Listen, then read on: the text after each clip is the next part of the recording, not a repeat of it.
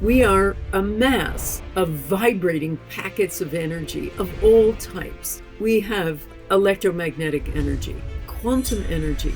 We have sound energy. We are intergalactic superorganisms. There is a bond, a connection so integral, so profound, that it's impossible to say where one thing ends and another thing begins. All living things send out a tiny current of light, biophoton emissions. Other living things are responding to it in a synchronicity. You can also take great leaps of faith knowing that you have this power within you. We have to redefine what time is. Time isn't linear, it's not a dimension, it's an energy. All quantum physicists these days say there's no such thing as time. I developed time traveling intention. Here's the thing I started thinking about too. This is kind of mind-boggling.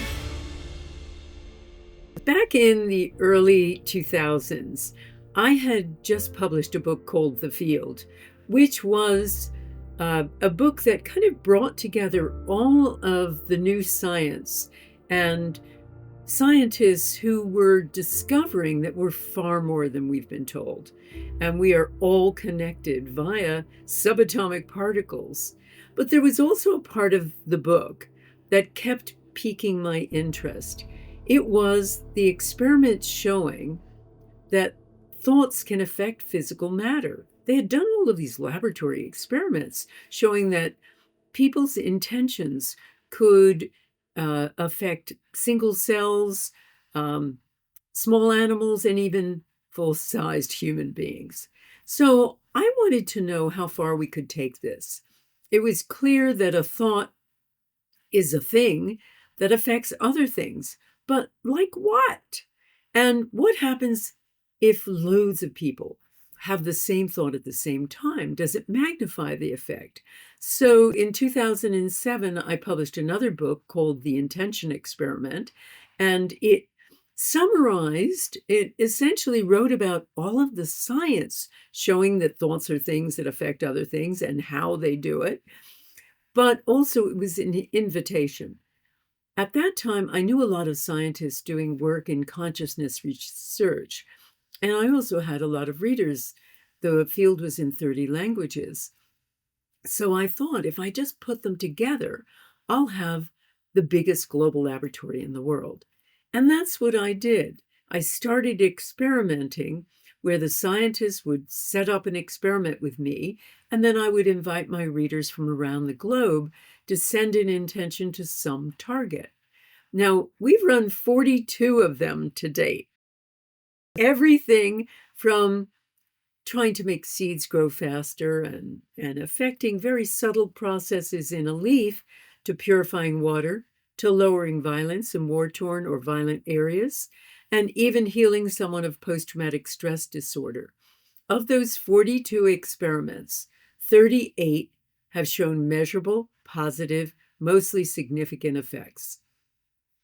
When you look at science and medicine, you'll find there's no drug out there with that kind of consistent track record.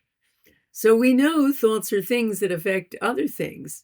And the most recent one, I ran a big experiment on February 1st of this year, of 2025, and we sent an intention, and by we, I mean an audience I had at Gaia, at the Gaia Sphere in Boulder, Colorado, and also people around the globe who were being live streamed. And we sent an intention to lower violence in 3 areas of Washington, D.C. that are right across the river from the Capitol building and are really violent areas. Washington, D.C. is a very violent area, one of the more violent cities in America. And so we did that, and we patiently waited many months, and we've looked at some of the preliminary data now from the police, Washington police, and all 3 areas had a big dip in violence right after our experiment. That carried on with a trend downward. So that's the kind of thing we've discovered with all of these experiments. Yet the fact that thoughts become things and that thoughts affect matter, it's really fascinating. One of the questions I want to ask you, you must have contemplated, like, is there a medium that they're traveling through? Is thought processing through, and is this what you refer to as the field? Um, Yeah, there's many things at the heart of it. And of course, we have to conjecture to some extent. But I was influenced by the work of Dr. Fritz Albert Popp, the late German physicist, who discovered that all living things send out a tiny current of light, biophoton emissions, and that this light sent out from humans and all living things is also synchronicitous. Other living things essentially are responding to it and respond in a synchronicity. So, Dr. Gary Schwartz, a noted psychologist at the University of Arizona, ran an experiment looking at this light with healers. And he had special equipment measuring light coming out of living things. So he could put plants in this special equipment and it would be able to not only photograph the light and show it in real time, but also count it photon by photon. And so what he discovered was when he had healers put their hand in this and their hands in this, and he would ask them to send healing intention to someone or something, the light would go brighter in their dominant hands. It was significantly higher. So light may have something to do with intention. Their intention to heal changed the light. We see intention to heal changes magnetic energy. So there's all kinds of median energies. Those experiments have been done. All kinds of energies that change or are driving this. So what we have to understand is human beings, first of all, aren't solid and stable things. We are a mass of vibrating packets of energy of all types. We have electromagnetic energy. We have quantum energy. We have sound energy. Our cells make sounds. I'm writing about this in a new book I'll be publishing next year. And we are all kinds of energies. We're light energy. All of those energies are interacting with the rest of the world. We are not self-contained. The field is essentially what I defined as the field, is the 0-point field, a field of quantum energy. That is these vibrating packets of energy, sending energy back and forth, like some microscopic game of tennis. So when you understand that we're not these solid and self-contained things, that I end here and you begin there is not true. We are sending information all the time. We're vibrating back and forth. That makes sense of a lot of things, like the power of intention, that we are leaky buckets, or our thoughts are essentially infectious. We can affect other people and things. it places a lot of pressure on an individual in some ways because we don't always have the most optimal thoughts for our day-to-day experience, right? And so if we are leaky buckets, we're also leaking some of our worries all over the place. How do you help navigate through some of that stuff? Well, that's some of the things that I teach. I run various courses on intention to help people become more intentional in their thinking because we have about 70 to 80,000 thoughts a day. And in one of my classes, I ask people to start noting down what they're thinking as much as they can. And of course, 3/4 of the time, it's negative. You know, does my bum look big in this? I hate her hair. I hate my hair. It's negative, negative, negative, judgment, judgment, judgment all of the time. That's our running commentary. So we have to start policing it with more intention. And that's what I help people do. But as you say, I mean, this is the problem, and intention doesn't have a morality. Negative intention works just as well as positive intention.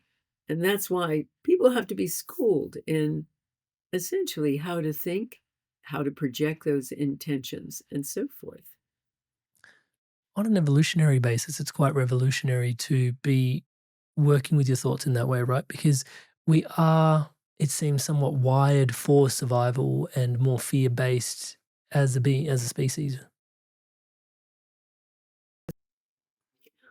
Well, yeah, we are wired for survival, but let me also clear up something else, which is the idea that we were, it's survival of the fittest, that we were meant to be competitively individual, that is, you know, that we are essentially Darwinian. I asked that question a few years ago with a book I wrote called The Bond. I wanted to know if Darwin was right. Were we meant to be so competitive? Were we meant to be fear-based? Were we meant to be eat or be eaten? No, the answer was resoundingly. We were meant to be communal. We were meant to connect. And when you look at not only animals, but all of the evidence about human beings, we need to belong more than we need to breathe. We need to connect far more than we need to compete. And so all of those things demonstrate we're not living our true story, essentially, because, we live according to science. Science writes the story we live by. And the story we've had to date has been one that is more than 300 years old. The story that Isaac Newton propagated when he decided and demonstrated that the world is populated by individual, very well behaved things. Prior to that, that was not the belief, but suddenly it was, we are separate. He created the notion of separateness. And then that got amplified by the work of Charles Darwin, who was very influenced by population control at the time. And so he believed that life must proceed through struggle. So between them, we came up with essentially a scientific story of competitive individualism. But when you go back and look at all of the evidence, as I did with my book called The Bond, you see that essentially it's impossible to define anything as separate. From our subatomic particles to our connections with each other, to our communities, to our connection with the rest of the cosmos, there is a bond. And by bond, I mean a connection so integral, so profound, that it's impossible to say where one thing ends and another thing begins. We are intergalactic superorganisms, essentially. We're part of one big superorganism. Is the bond sounds quite fundamental and literally like a fundament that we're carrying, and then you were measuring photons and like that light element of it. I mean, it's quite poetic in some ways, would you say? Yeah, it is poetic, the whole idea that we are all one. Lots of people say we're all one, but I wanted to prove it. I wanted to demonstrate it. I have a background. I started out life as an investigative reporter. My early days, I was, I busted a bunch of international baby selling rings. That was my first big story. I had hidden tape recorders. I posed as an unwed mother. Remember, I was in my early 20s back then. And I found this international baby selling ring through that. And that was the work I was doing.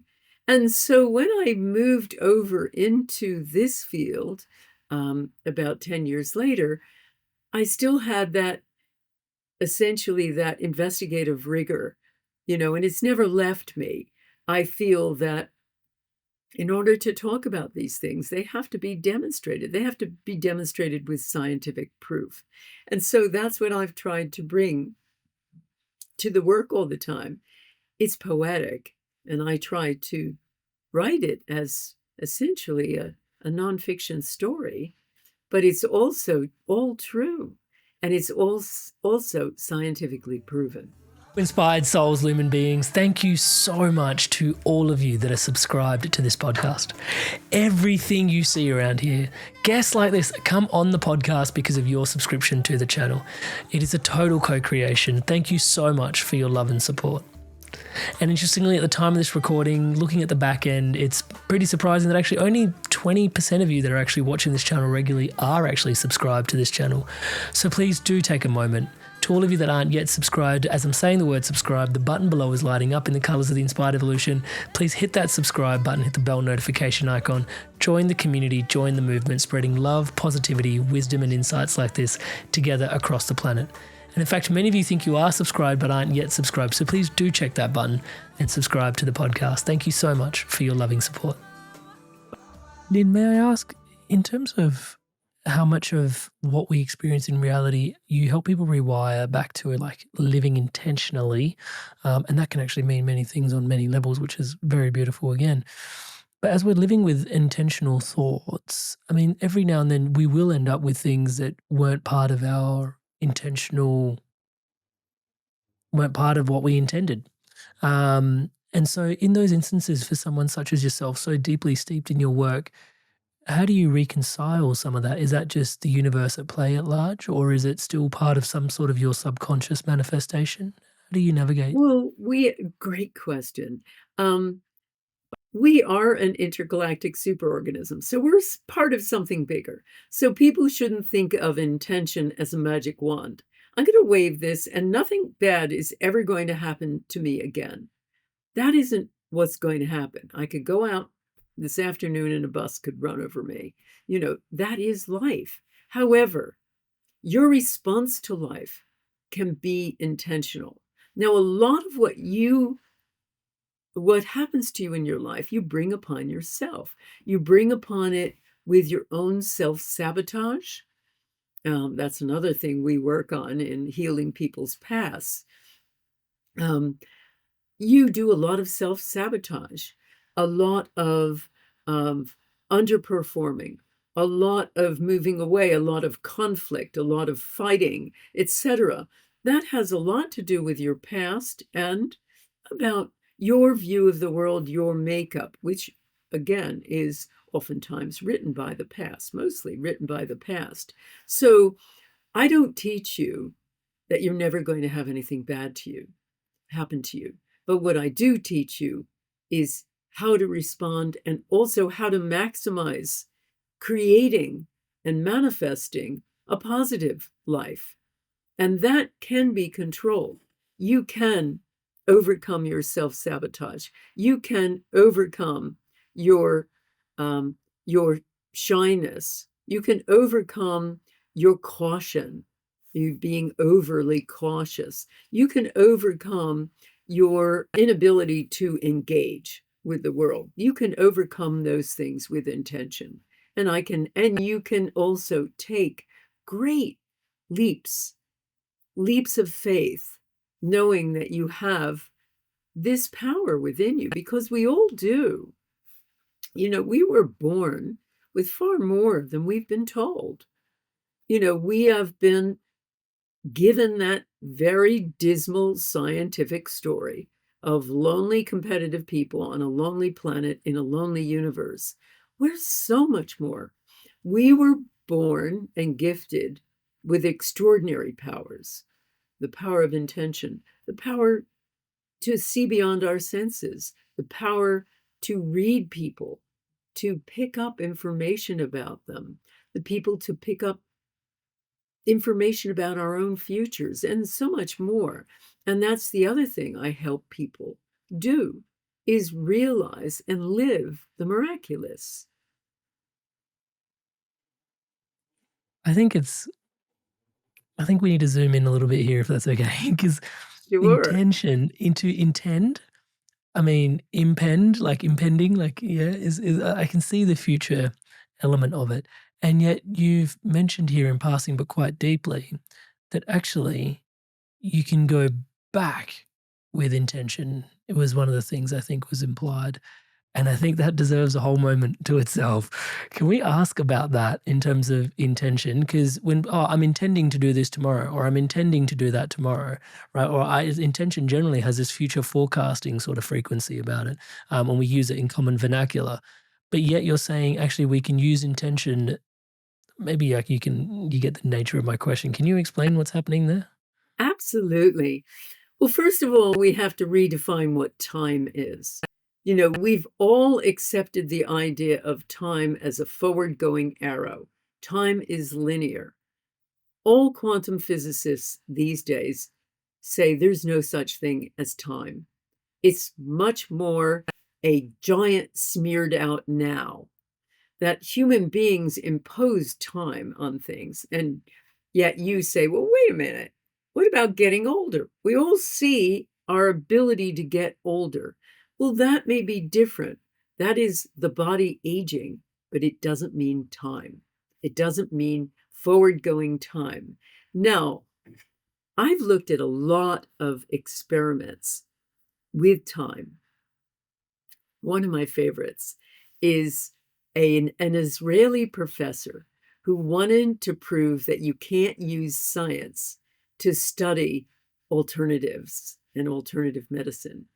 So he decided to take a big group of patients at a hospital that were suffering from sepsis, which is life-threatening blood infection. He puts them into two groups. One group just got the usual treatments, medical treatments. The other group got the usual medical treatments plus prayer. And he was very careful about this study. And he was sure he would demonstrate that you can't use science to prove something like prayer. When he calculated it, to his dismay, the patients that had been given prayer were better in every regard. They were healthier, they lived longer, they had fewer side effects. They were just better. Now, here's the kicker to the study. The prayer was done in the year 2000. The patients had been in the hospital from the years 1992 to 1994. The prayer was done 6 to 8 years later. What did he do? Essentially, he took the records of these patients, did randomize them, did prayer on one batch, no prayer on the other. And it was really carefully done.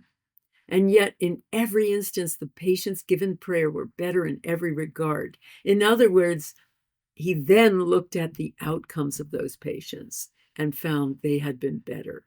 So it's mind-warping, but he published it in The Lancet, very important scientific medical journal, to say, see, you can't use scientific method to study something like prayer. And that was not how it was interpreted.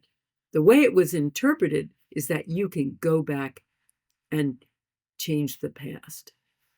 And there have been many studies, of course, many studies of intending and remote viewing the future, but also many studies affecting past events, whether it's your breathing, traffic in Vienna. There was an interesting study, gerbils on activity wheels, all kinds of things, showing that time is very elastic. And of course, I use this with, for instance, this course that I'm going to be running called Heal Your Past. Now, my husband, Brian Hubbard, who is the author of The Untrue Story of You, created a really revolutionary model of healing trauma and pain from the past called Time Light. And he discovered at the heart of his stuff is that time isn't linear, it's not a dimension, it's an energy. And so what we've looked at, and we run this particular course together, is I developed time traveling intention. And so one of the things I do with people who have had a past situation that was traumatic, and I don't mean big trauma like PTSD, but also traumas of being humiliated as a 5-year-old in your class when the teacher makes you stand up and say you're an idiot at math. that can stay with you for your whole life. And that is the work that we do. So what I do is I have a thing I call retro intention, where I have people replay that traumatic situation in their head. They don't change what happens. That's a lot of other people try to do that. Fairy tale, essentially. I don't change what happened. I change your response to it. So instead of hanging your head in shame, you would say, even with an adult voice, "No, miss, I'm not stupid at math. I don't understand what you're saying, but I will when I'm a little older." And what happens is remarkable when people start taking back their power. And so what I find is we're releasing the energy of the past. And when you do, you release the past. So we have to understand life as one big smeared out now. The famous dean of engineering, the late Robert John of Princeton University, once said to me, because when I was researching the field, I was saying, "What? How does this all make sense?" And he said, "Yeah, take time out of it, Lynn. It'll all make sense." So once you take time out of it and understand we're one big smeared out now, we're also one big smeared out here, which I've found with my intention experiments.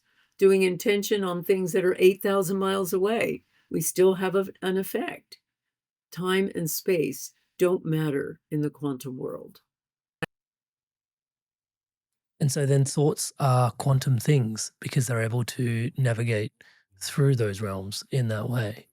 Um, that's rather profound.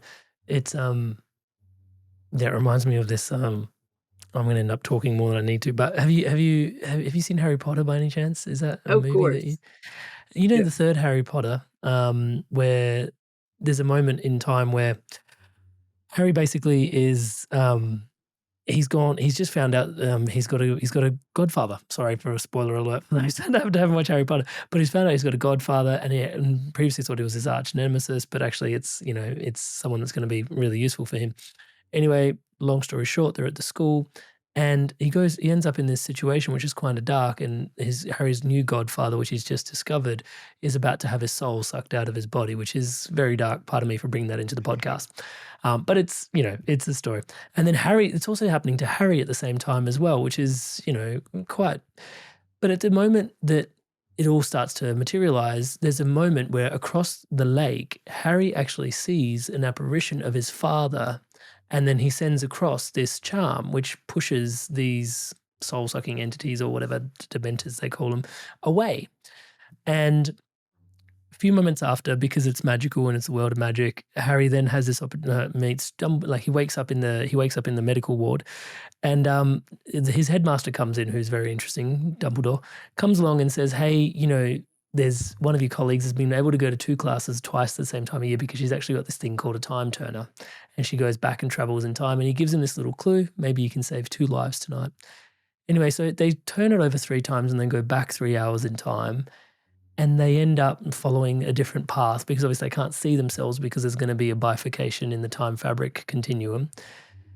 Long story short, they end up eventually 3 hours later, and Harry is on the other side of the lake looking in on himself, watching his soul and his godfather's soul being sucked out of their body, touch wood. And he's watching this happen, and he's super excited in this moment because he's like, any moment now, my father is about to pop out from the other side of these bushes and cast a spell that's going to drive all these people away, and I'm going to get to see my dad. And he's waiting and he's waiting and he waits and he waits until it dawns on him in this final moment. And he jumps out and casts a spell and pushes pushes all these entities away. And that moment has always stayed with me in reference to what you're sharing here in terms of the quantum now, and going back and doing some sort of regression healing and therapy work, in that actually Harry thought he saw his father come and serve him what he needed at that moment in time. But how do we know that actually and like you said, time is, if you take time out of it, that we aren't actually doing this for ourselves all over the place with our thoughts, prayers, and intentions like you described earlier? Like we're actually going back, holding space for ourselves, and showering ourselves with love and light and wisdom. And when every time we pray for guidance and support, how do we know that that's not actually showing up in different parts across time for us? Like, it's pretty fascinating. Yeah, we don't know it. And I think we can trust that, yes, that we're doing that not just for someone else or to see someone else, but to see ourselves. And with Harry, he's the one who did the healing and he saw it and saw it as his dad. But maybe his dad was showing him the way. It's all jumbled up as one big smeared out now. So what it does is open up possibility, and that's what we have to see, is the extraordinary possibility that we'll all have and that we do all have for doing things and living, essentially living the miraculous, living a miracle every day, because it's not the story we were told, but it isn't just a miracle. It is the everyday. It was the life we are meant to lead. Is that your intention behind the intention work, Lynn? Can I ask you about that? Because it does seem like you could be wielding intention for many different things, and yet you have a very positive narrative arc, like bringing crime down in certain places. You've had 42 of these different experiments, of which 38 have done really well, but they're coined around peace and elements like this. What is your intention behind bringing intention to the fore? Well, my work is very communal. So, what I do too with intention, a real cornerstone of it, is intention in groups.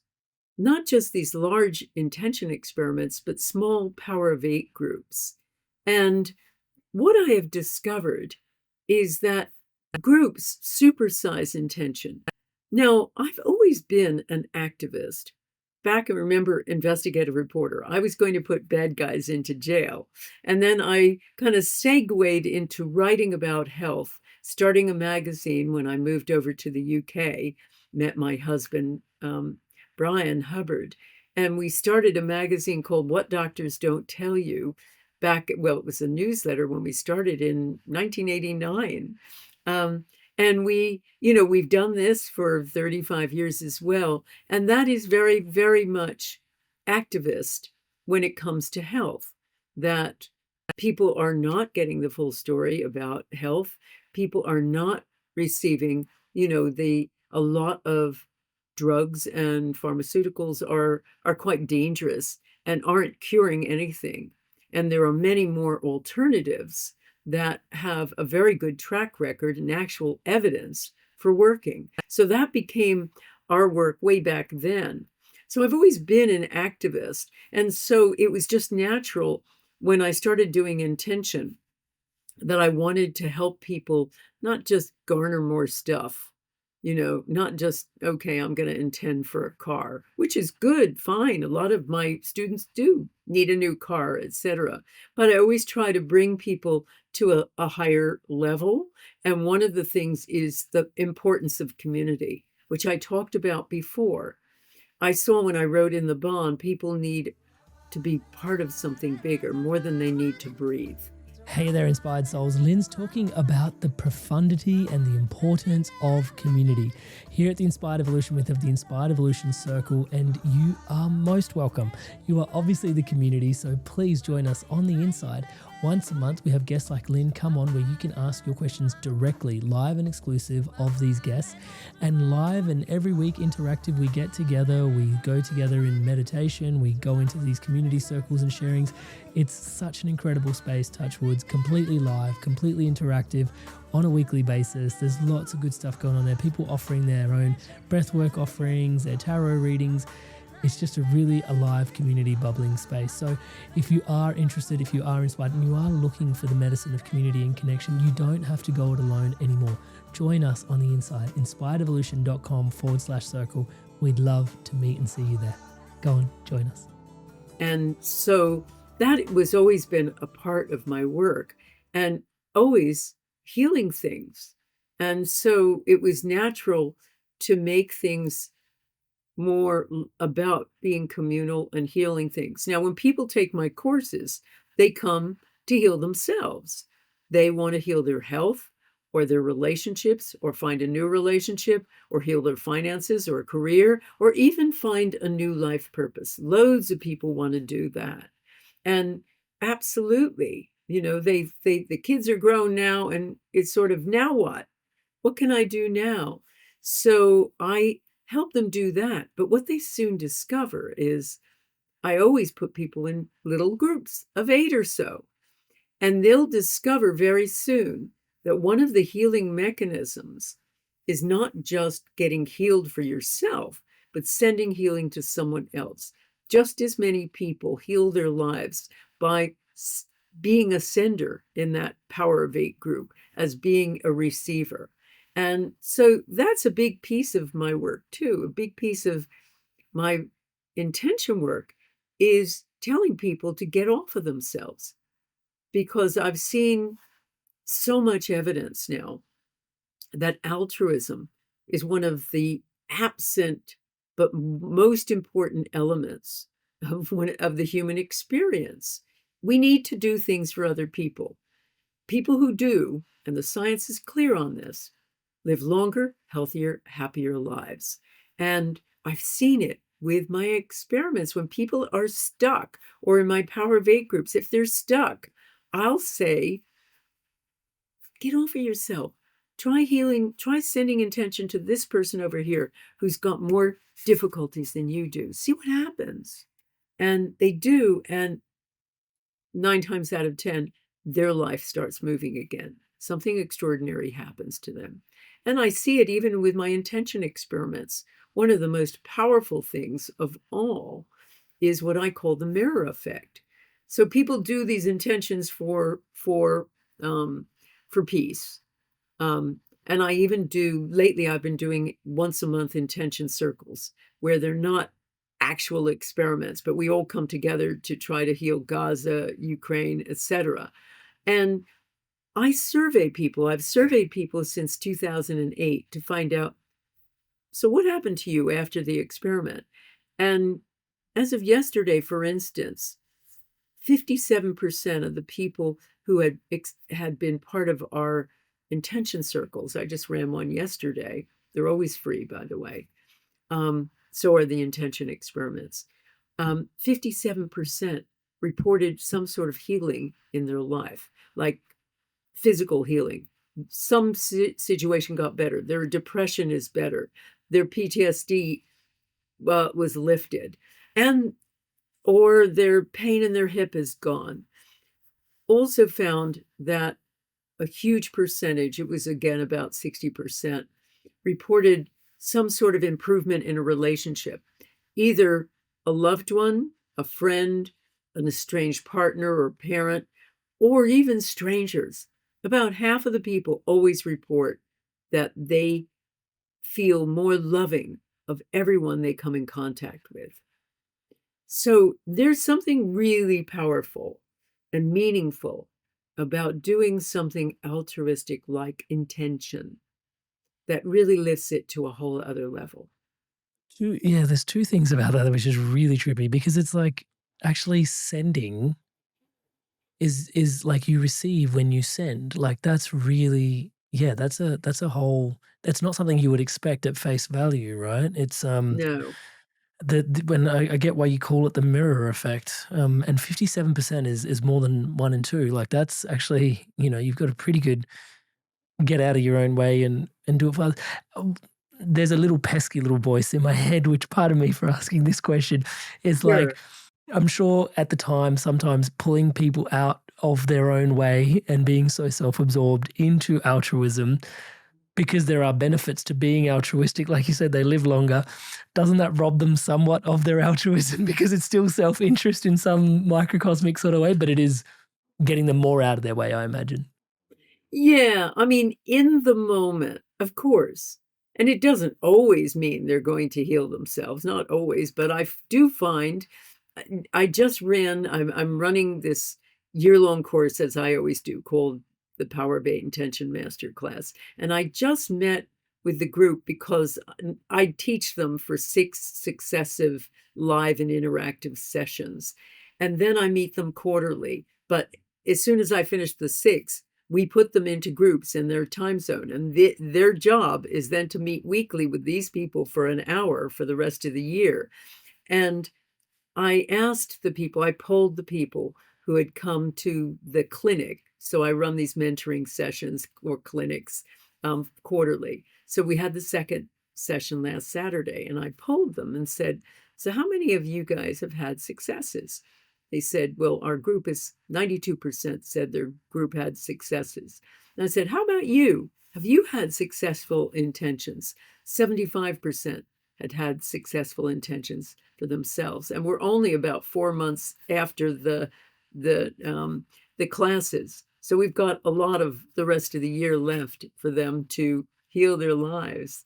So what I find is, sure, people are self-interested, of course, but if they're in a group of 8, 7/8 of the time, they've got to be intending for someone else.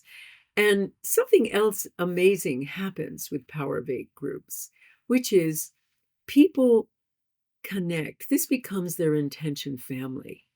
When you meet a whole bunch of people who were strangers and you meet them week after week and you find out about their lives and they are intending selflessly for you, that is hugely strengthening. And people don't get that kind of unconditional love oftentimes from their families. So this becomes their family. And I have people who have been continuing to meet since 2013. People who I remember, my favorite was Jerry. Jerry, this is during lockdown. So people, were still part of this class, etc. So Jerry finishes one class and he says, I want to take it again. And I said, Jerry, you're going to learn the same stuff. Why? And he said, you know, I've probably felt more love during this lockdown year than I've ever felt in my life. And then by the end of the second year, and he said, I just want more. So by the end of the second year, he kept up with the first group and he continued on with the second. He said, I now know what love is. So people, of course, they start out being very self-interested. And a few people stay that way, but most people just have their hearts broken right wide open. And that in itself is healing. I almost don't know how to follow that up with a question. It's so profound, to be honest. That is really something because it's a return of the village, right? We're meant to be living in these, more village like, and especially with like the nuclear family and capitalism, the way that it's kind of gone has kept us in these more isolated and further isolated pods. I mean, to Yes. have our hearts cracked open this way and you can feel what you're saying there.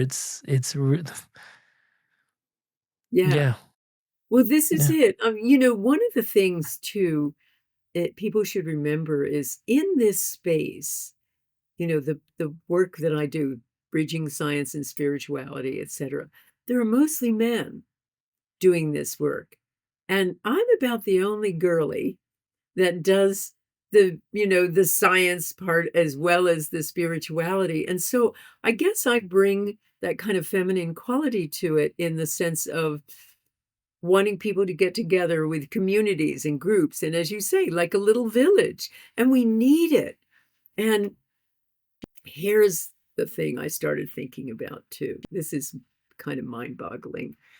So when October 7th happened with the Arab and Israeli situation and the invasion of Israel, when the killing, etc. So we did intentions for 3 successive intentions. They were more like my circles. We didn't measure anything, etc. But we just did healings for and the end to the war and hostages returned and healing on both sides. And I don't take positions. I don't take let's do an intention to knock off Donald Trump or whatever. I never do that. I'm always about trying to bring, for instance, Republicans and Democrats together, and have done certain experiments with that.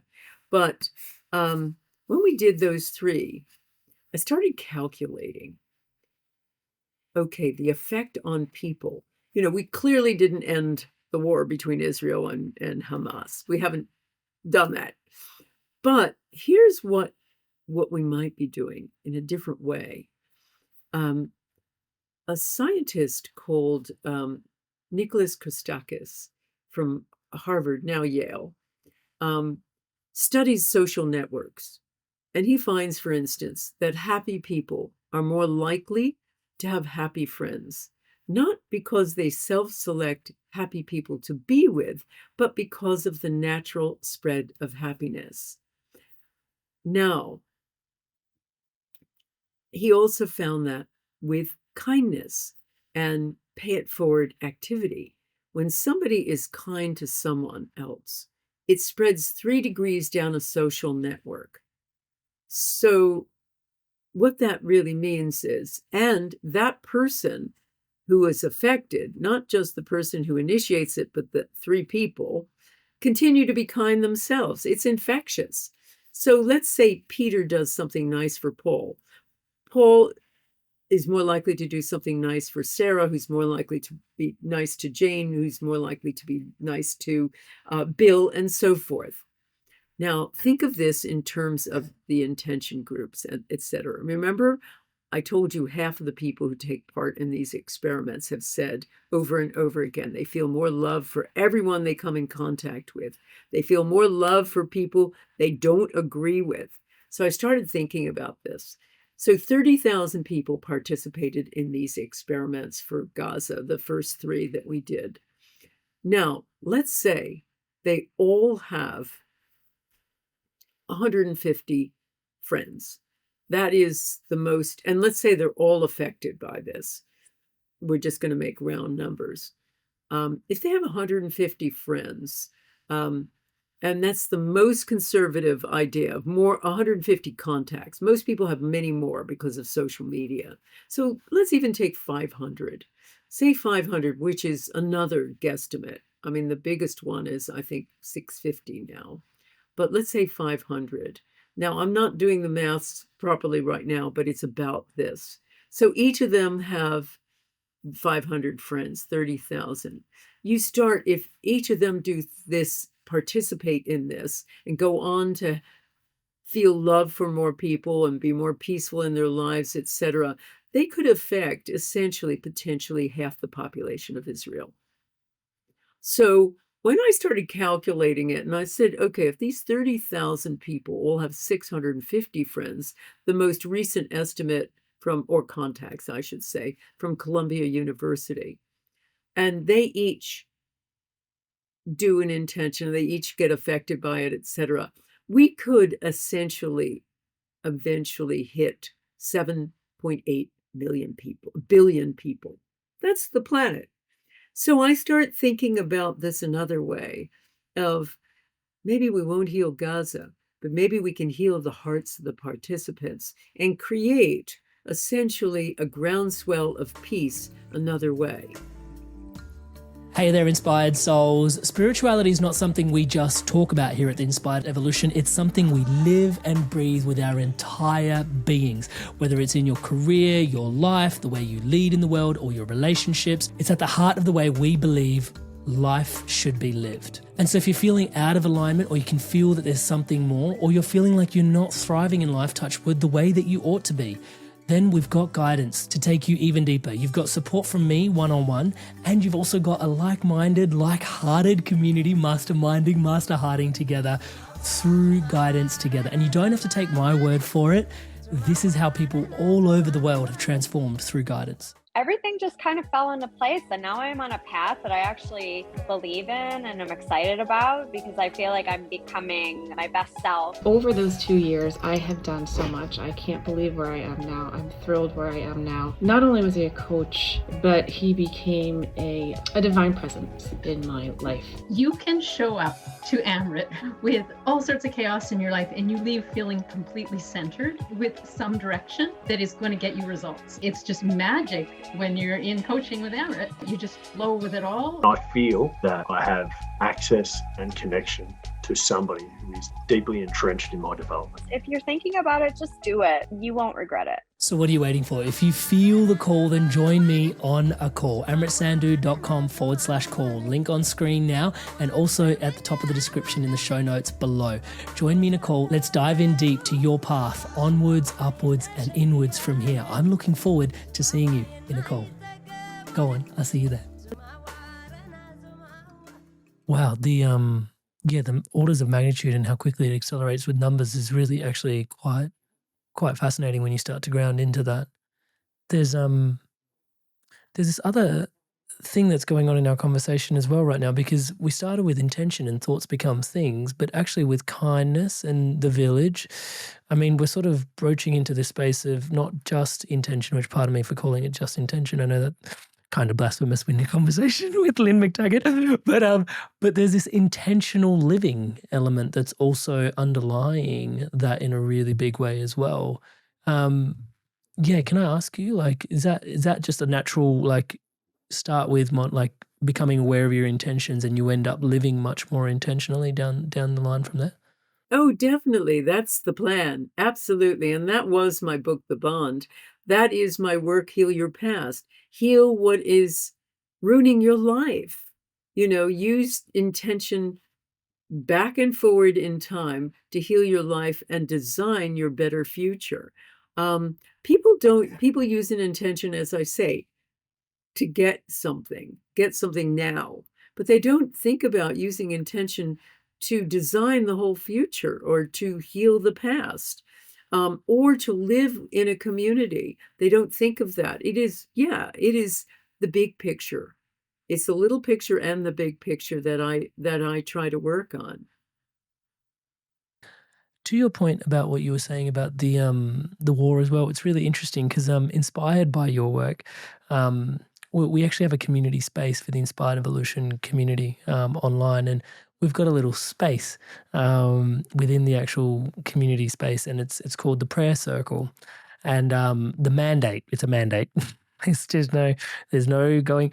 Everybody that gets to put in a prayer, we leave eight people eight or more people get behind it and leave like a positive comment or a heart on it to let them know that they've energetically tuned into their prayer and charged it Nice. up in some way. I wanted to sort of feel into, are we doing it okay? I mean, because not everybody's tuning in at the same time. We're following up after the fact.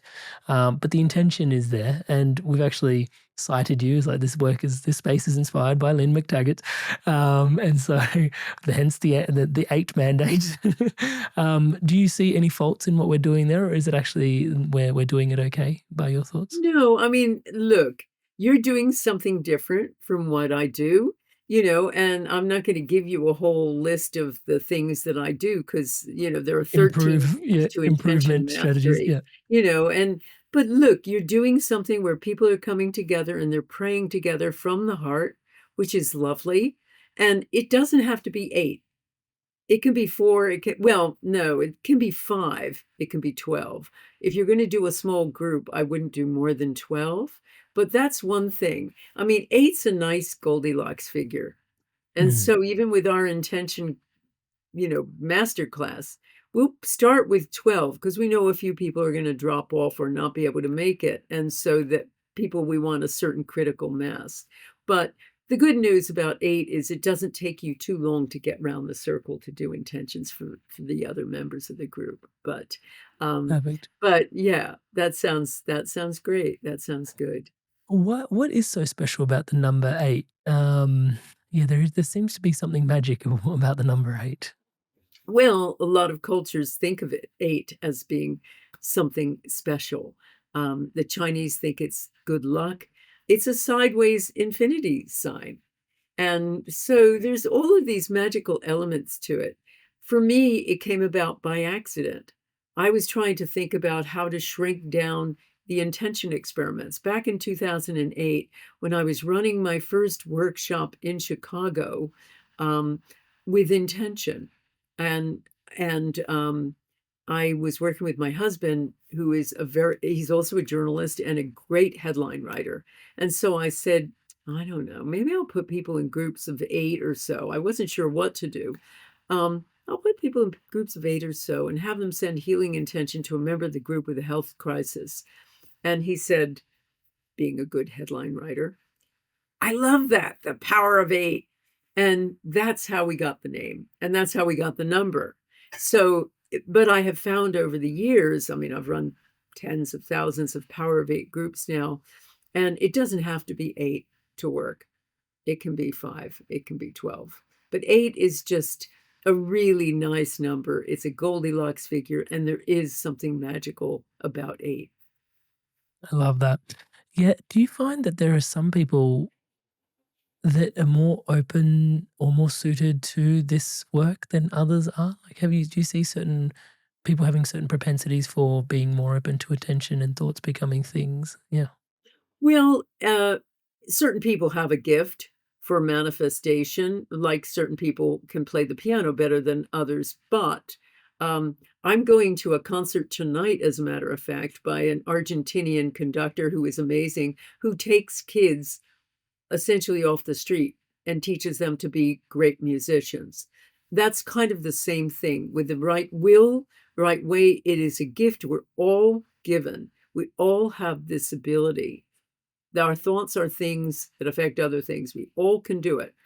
You just need to learn how to do it really well. And as I say, I teach people 13 keys to intention mastery.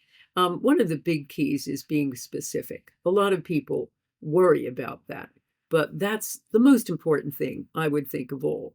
People who tell the universe what you want, and don't try to throw in everything you want in your life all in one intention. You can do loads of them.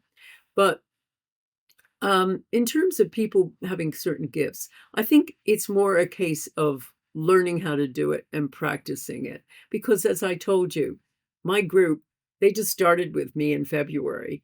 And they just told me last Saturday that 92% of them, of their groups, have had intention successes already.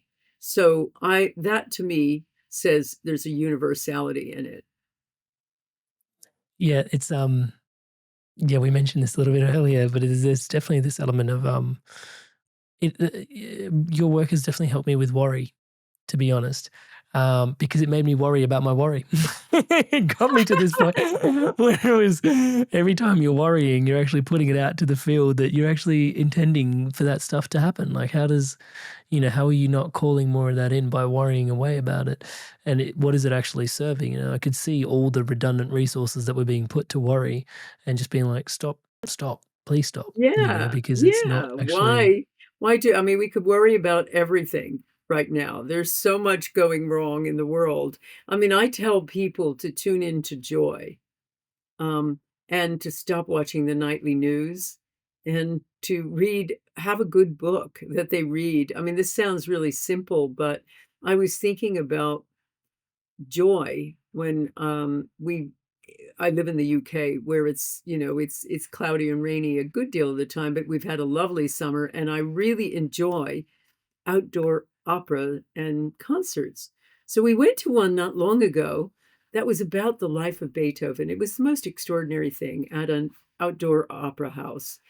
And it was played music as well as told his story. What a sad and miserable personal life that poor man had.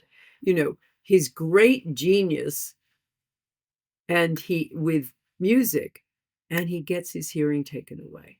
And it goes and it goes and it goes till by the time he writes his Ninth Symphony, he is completely stone deaf. He had to put a pencil in his mouth and put it on the strings of a piano to figure out some of the notes, and yet persisted with writing some of the world's most amazing music to this day.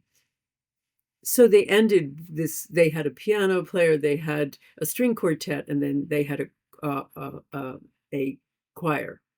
They ended it, of course, with Ode to Joy. Now you just listen to that.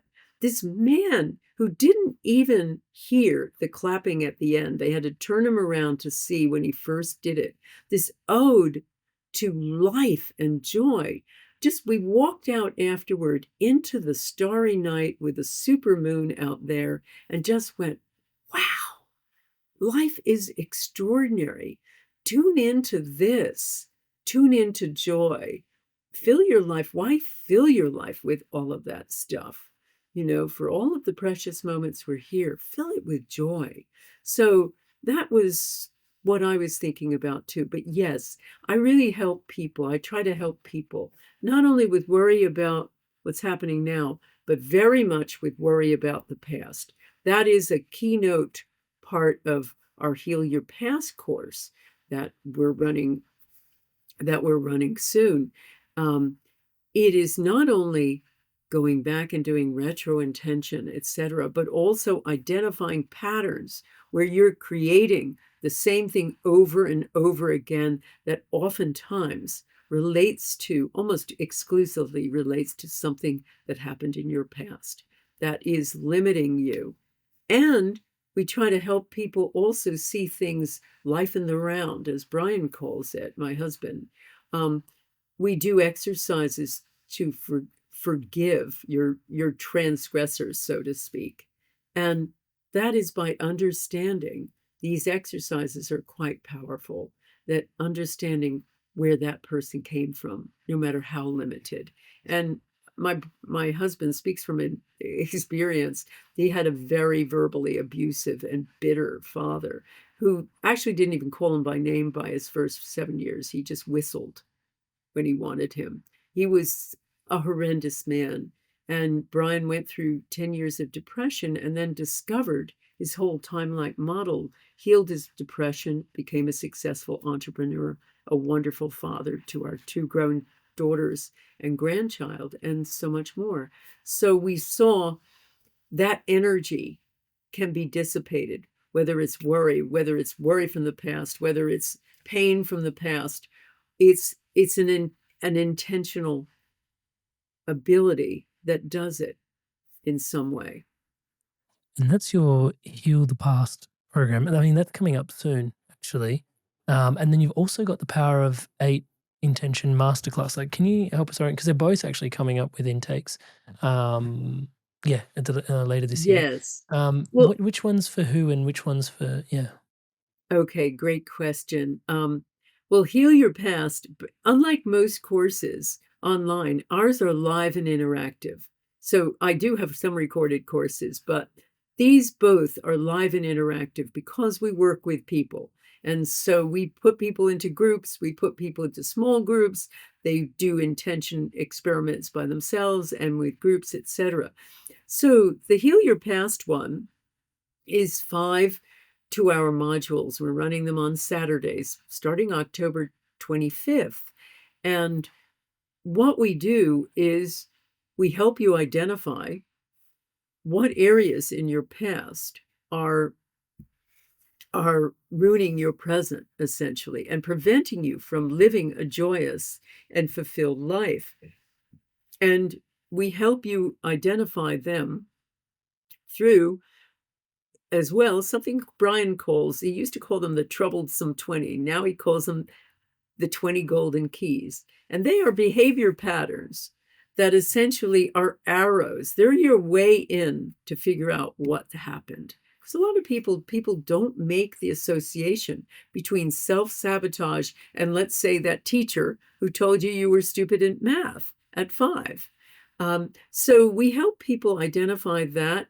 And then we, as I say, we work with time travel intention, taking you back. But it's not regression. We're not bringing you back to any sort of memories or whatever, or false memories or whatever. It's not the way it oftentimes works in psychology. It's just going back to that moment, but taking back your power, saying what you wish you could have said.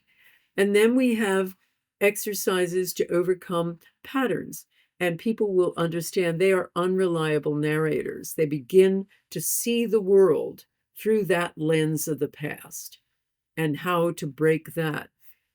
We also do these forgiveness exercises, as I say, where you understand. We do that through role play, through other exercises, where you understand what happened to that person, and that oftentimes he was doing, or she, the very best they could, even if that was awful.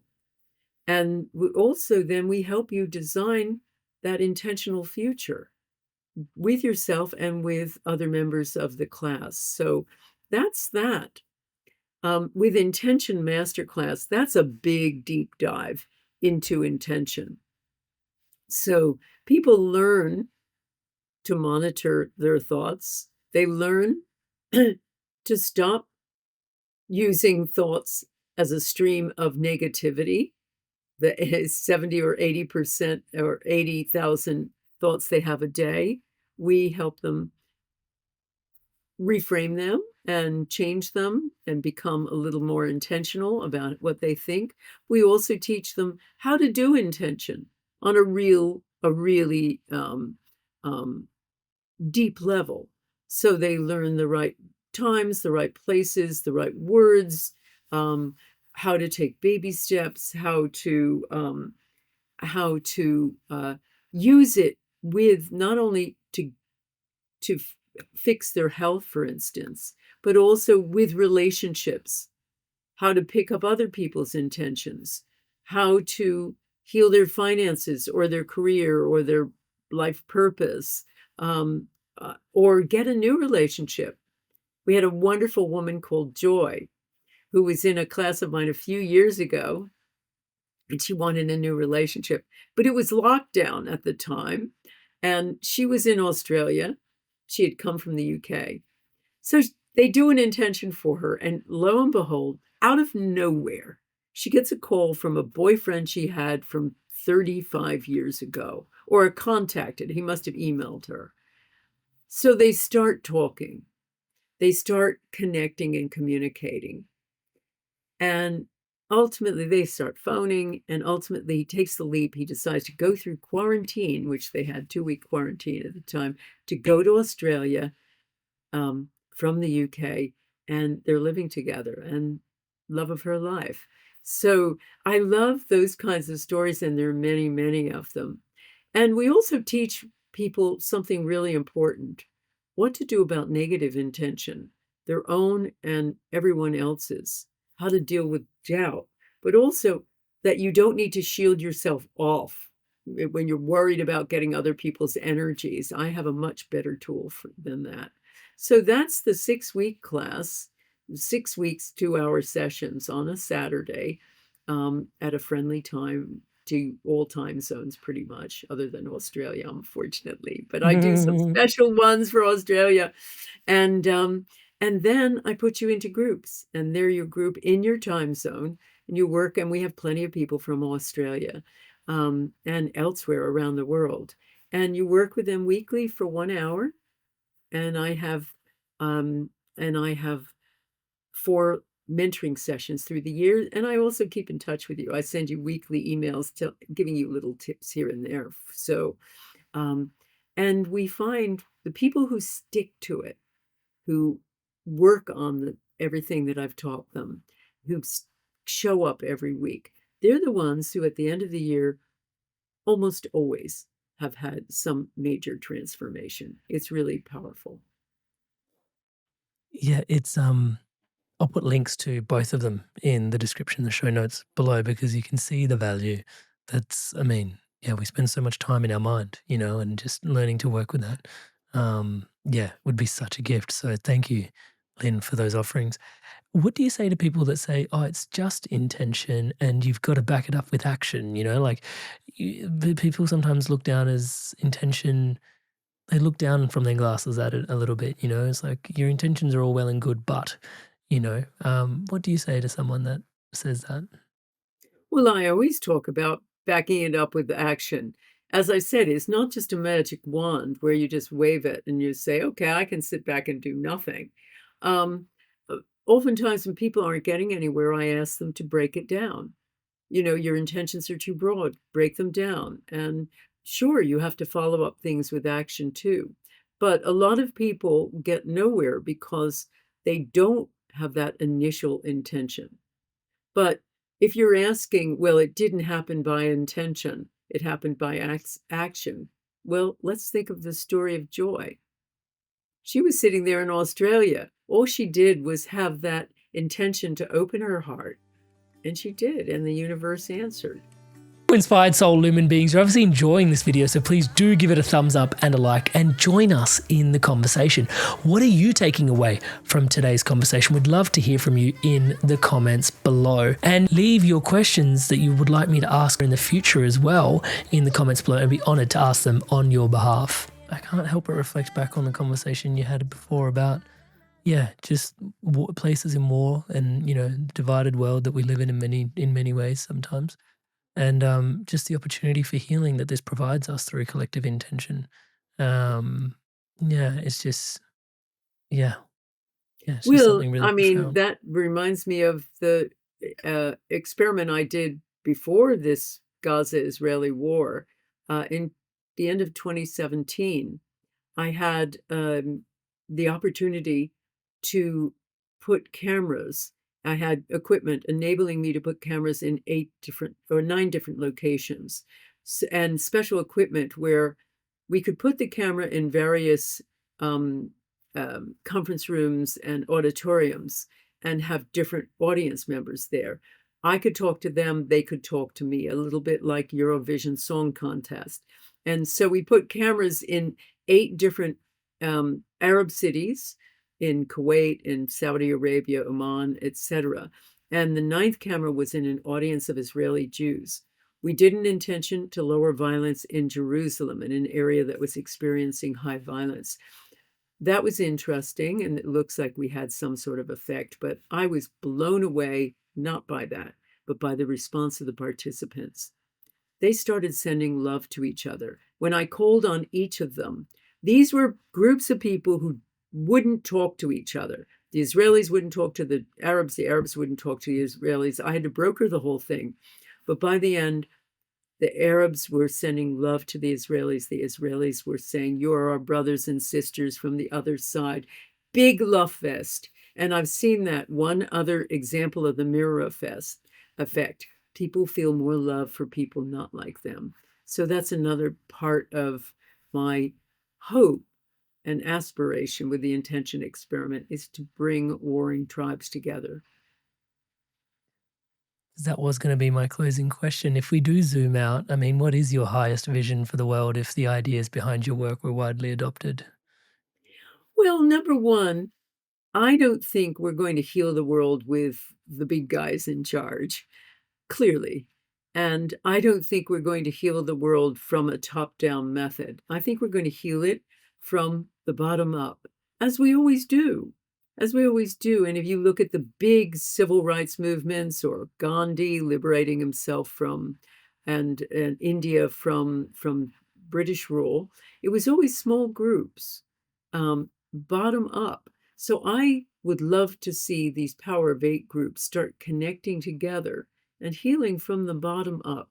I even provide tools on my community site for people to use. I call it the 8 Revolution, where people can use these tools to help create change with little groups in their communities and their neighborhoods and their towns and cities, etc.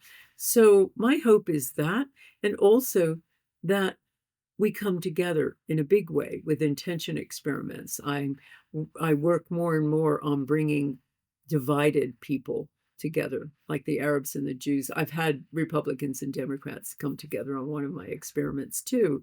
And just for people to feel afterward that more love for people who are not like them. And that sentiment alone could heal the world. Lynne McTaggart. Thank you so much for your incredible time and energy here today, sharing yourself so abundantly with us, and also for your life's work and also your husband's life work. It is such an absolute gift and an honor to have you here today. And just, it's not lost on me that this is not just today's conversation, but it stands on the shoulders of all the science, all the spirituality, your journey. So really, really grateful for you and the work you're doing in the world, Lynne. Thank you so much for you. Thank you. It's been such a pleasure and delight to be with you. Inspired souls, lumen beings, you've made it through to the end of another really incredible episode. Thank you so much for your incredible love and support. It is such an honor to be your brother walking this path by your side. You've obviously enjoyed this video, so please do give it a thumbs up. It votes for content like this, spirituality, evolution, inspiration, to be spread around the internet further. So thank you so much in advance for doing so. And on the topic of thank yous, thank you all of you that have subscribed to this podcast. It is not possible without you guys. It's a total co-creation. So thank you so much to each and every single one of you that are subscribed to this podcast. And at the time of this recording, that's actually only 20% of you that are regularly watching this channel. 80% of you, we can see from the back end of the analytics, is actually unfortunately not yet subscribed. So many of you actually think you are subscribed, but you aren't actually subscribed. So please do take a moment. It really helps. So as I'm saying the word subscribe, the button below is lighting up in the colors of the Inspired Evolution. Please hit that subscribe button, hit the bell notification icon, join the community, join the movement, spreading love, positivity, and wisdom like this around the planet together. Thank you so much in advance for your support. And as I mentioned, the community, let's go there. Inspired Evolution community, guests like this come on once a month where I step out of the way and you get to ask your questions directly of the guests, of these incredible masters that come on and shine their light and wisdom into us on this podcast. And once a week, live and interactive, I'm running guided meditations. We have community offerings, community sharings, and circles happening once a week as well. Breathwork, tarot, all sorts of cool stuff going on inside the circle. Astrology readings. It's a really, really buzzing, happening, fun place. So welcome yourself. Come on in. If you're looking for community, if you're feeling the call, if you're feeling a little bit alone, you don't need to. Please come on to the inside. We'd love to welcome you into the Inspired Evolution Circle. That's inspiredevolution.com/circle. There's a link in the description below. And now on screen, to keep your inspirations flowing onwards, upwards, and inwards, the next best episode here at the Inspired Evolution for you to continue your Inspired Evolution journey. So go on, take your pick and make your click. I'll see you in the next one. I'll see you there.